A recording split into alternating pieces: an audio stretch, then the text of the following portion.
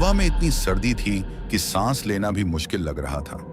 चारों तरफ ऐसा सन्नाटा था जैसे पहाड़ खुद कोई राज छुपा रहे हों। लेफ्टिनेंट अमरजीत सिंह एक सिख रेजिमेंट से चांदनी में सामने फैली काली रिज को गहराई से देख रहे थे, हर मोड़, हर परछाई को पढ़ते हुए।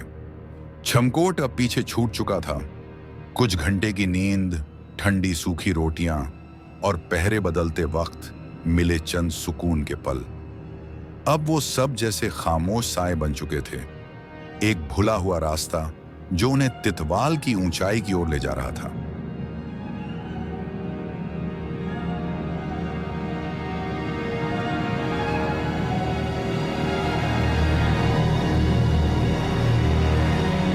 चमकोट से बालटाल तक हर कदम जानलेवा था। पतली पगडंडी घने जंगलों और नुकीली चट्टानों के बीच से होकर गुजरती थी। जरा सी चूक और सैनिक सीधे खाई में समा सकते थे। लेकिन कोई नहीं रुका।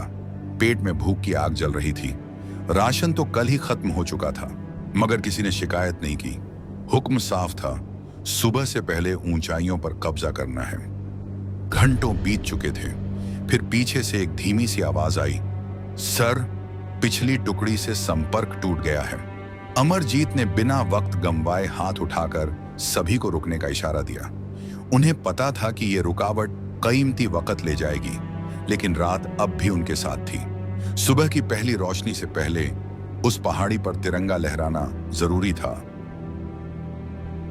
भोर की पहली किरणें पर्वतों पर ऐसे फूटी जैसे धुएं के आर पार आग भड़क उठी हों, और ठीक 9 बजे तमाम देर के बावजूद सिखों ने उस चोटी को पार कर लिया।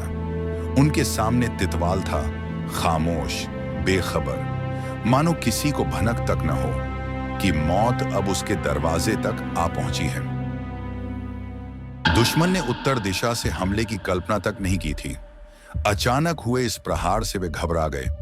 बंकर, मोर्चे सब कुछ छोड़कर बिना एक भी गोली चलाए भाग निकले। नीचे किशन गंगा नदी गरज रही थी, एक प्राकृतिक दीवार जो उनकी भागती चीखों को निगलती जा रही थी।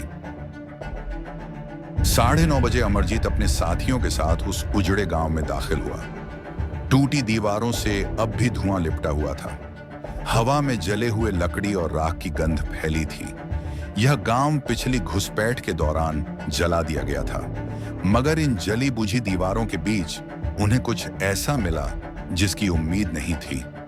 खाद्य सामग्री, गोला बारूद और उपकरणों से भरे हुए क्रेट्स, डिब्बाबंद मांस, सूखे मेवे, चाय, मानो वीरान राख के नीचे कोई चमत्कार छिपा हो।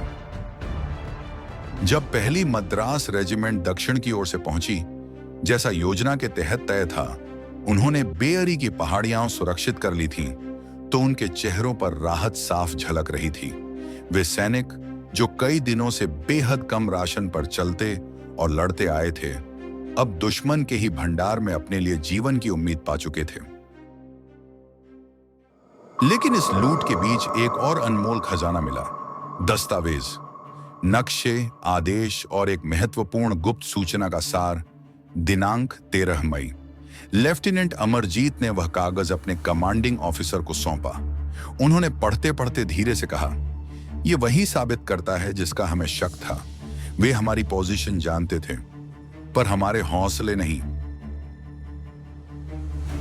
जब तितवाल के मलबे पर तिरंगा फहराया गया, लेफ्टिनेंट अमरजीत अपने जवानों के साथ उस चोटी पर खड़ा था।